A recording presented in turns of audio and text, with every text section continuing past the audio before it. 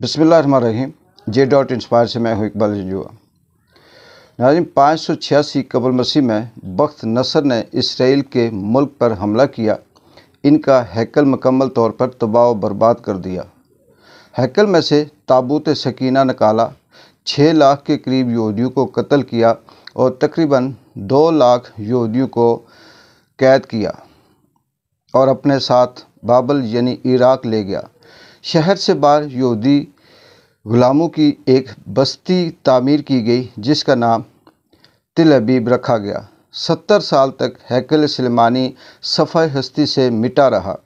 دوسری طرف بخت نصر نے تابوت سکینہ کی شدید بے حرمتی کی اور اسے کہیں پھینک دیا۔ کہا جاتا ہے کہ اس کی اس حرکت کا عذاب اسے اور اس کے ملک کو اس طرح ملا کہ سن 539 قبل مسیح میں ایران کے بادشاہ سائرس نے بابل یعنی عراق پر حملہ کر دیا اور بابل کے ولی عہد کو شکست فاش دے کر بابلی سلطنت کا مکمل خاتمہ کر دیا۔ سائرس کا ایک نرم دل اور انصاف پسند حکمران ہونا تھا۔ اس نے تل ابیب کے تمام قیدیوں کو آزاد کر کے انہیں یروشلم جانے کی اجازت دے دی اور ان کو ہیکل سلیمانی کی نئے سرے سے تعمیر کرنے کی اجازت بھی دی اور ان کی مدد فراہم کرنے کا وعدہ بھی کیا۔ ہیکل سلیمانی کی دوسری تعمیر سن 537 قبل مسیح میں شروع ہوئی، مگر تعمیر کا کام سر انجام دینے والوں کو اپنے ہم وطن دشمنوں کی اتنی زیادہ مخالفت کا سامنا کرنا پڑا کہ تعمیراتی کام جلد ہی عملی طور پر بند ہو گیا اور دارِ اول کے دور حکومت تک مداخلت ہی کا شکار رہا۔ اس کی حکمرانی دوسرے سال حضرت زکریا علیہ السلام نے وہاں کے گورنر اور سردار قائن یوشع کی حوصلہ افزائی کی کہ وہ ہیکل کی تعمیر ثانی کی دوبارہ کوشش کریں۔ انہوں نے مثبت رد عمل کا اظہار کیا اور پوری قوم کی پرجوش تائید اور ایرانی حکام اور بذات خود بادشاہ کی مدد سے ہیکل ثانی کی اپنی اضافی تعمیرات سمیت 4.5 سال کے عرصے میں 520 قبل مسیح سے 515 قبل مسیح تک پایا تکمیل تک پہنچا۔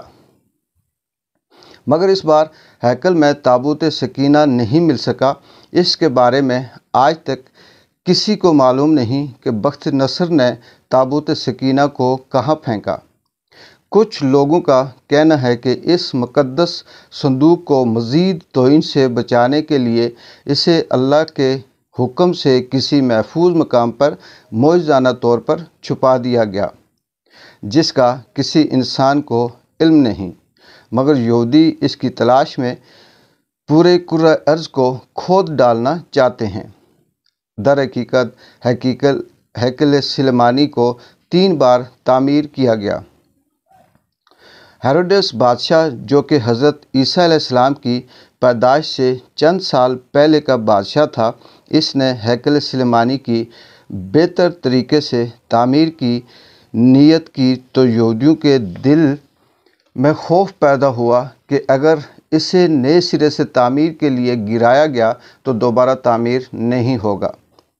ہیروڈس نے ان کو بہلانے کے لیے کہا کہ وہ صرف اس کی مرمت کرنا چاہتا ہے، اسے گرانا نہیں چاہتا۔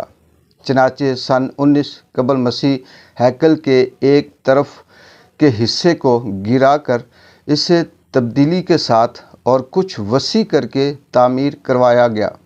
یہ طریقہ کامیاب رہا اور یوں یہودیوں کی عبادت میں خلل ڈالے بغیر تھوڑا تھوڑا کر کے ہیکل گرایا جاتا اور اس کی جگہ نیا اور پہلے سے مختلف ہیکل وجود میں آتا رہا۔ یہ کام تقریباً 18 ماہ میں مکمل ہوا اور یوں تیسری بار ہیروڈس کے ذریعے ایک نیا ہیکل وجود میں آ گیا۔ کچھ عرصہ بعد حضرت عیسیٰ علیہ السلام کا ظہور ہوا۔ اللہ کے اس رسول پر ایک بار پھر یہودیوں نے حسب معمول مظالم کے پہاڑ توڑنے شروع کر دیے۔ دراصل وہ اپنے مسیح کے منتظر تھے جو دوبارہ آ کر ان کو پہلے جیسی شان و شوکت عطا کرتا۔ حضرت عیسیٰ علیہ السلام کے مصلوب ہونے کا واقعہ پیش آیا۔ آپ کے مصلوب ہونے کے 70 سال بعد ایک بار پھر یہودیوں پر اللہ رب العزت کا عذاب نازل ہوا۔ اس بار اس عذاب کا نام ٹائٹس تھا۔ یہ رومی جنرل بابل کے بادشاہ بخت نصر سے زیادہ ظالم ثابت ہوا۔ اس نے ایک دن میں لاکھوں یہودیوں کو تہہ و دیو کر دیا۔ اس نے ہیروڈس کے بنائے ہوئے عظیم الشان ہیکل کی اینٹ سے اینٹ بجا دی اور یہودیوں کو ہمیشہ کے لیے یروشلم سے باہر نکال دیا، اور یہودی پوری دنیا میں بکھر کر رسوا ہو کر رہ گئے۔ کم و بیش 1800-1900 سال تک بھٹکنے کے بعد برطانیہ نے جب فلسطین پر قبضہ کیا تو ساتھ ہی ایک ناجائز بچے اسرائیل کو فلسطین میں جنم دے دیا، اور یوں صدیوں سے دھکے کھانے والی قوم کو ایک بار پھر اس ملک اسرائیل میں گٹھے ہونے اور رہنے کی اجازت مل گئی۔ مگر یہ قوم اپنی ہزاروں سال پرانی گندی فطرت سے باز نہ آئی۔ یہ برطانیہ کے جنم دیے ہوئے اسرائیل تک محدود نہ رہے، ایک بار پھر ہمسایہ ممالک کے لیے اپنی فطرت سے مجبور ہو کر مصیبت بننے لگے۔ 5 جون 1967 کو اس نے شام کی گولان کی پہاڑیوں پر قبضہ کر لیا۔ 1968 میں اردن کے مغربی کنارے پر قابض ہو گئے۔ اسی سال مصر کے علاقے پر بھی کنٹرول کر لیا۔ آج اس قوم کی شرارتیں اور پھرتیاں دیکھ کر اندازہ ہوتا ہے کہ یہ آج سے 2-3 ہزار سال پہلے بھی کس قدر سازشی رہے ہوں گے، جس کی وجہ سے اللہ تعالیٰ نے اس قوم پر لعنت بھیجی۔ اس وقت مسلمان ممالک کی بے غیرتی اور بزدلی کی وجہ سے اب اس نے پوری دنیا کے مسلمان ممالک میں آ کر آگ لگا رکھی ہے۔ اب ان کا اگلا مشن جلد از جلد اسی ہیکل کی تعمیر ہے، اور اس ہیکل میں بخت طاؤت یا تابوت سکینہ کو دوبارہ رکھنا ہے، تاکہ ایک بار پھر یہ اپنے مسیح کے آنے پر دنیا پر اپنی حکومت قائم کر سکے۔ وہ یہ کام انتہائی تیز رفتاری سے کر رہے ہیں، اور اس ہیکل کی تعمیر کے نتیجے میں یہ پوری دنیا کو جنگ کی آگ میں لپیٹ دیں گے۔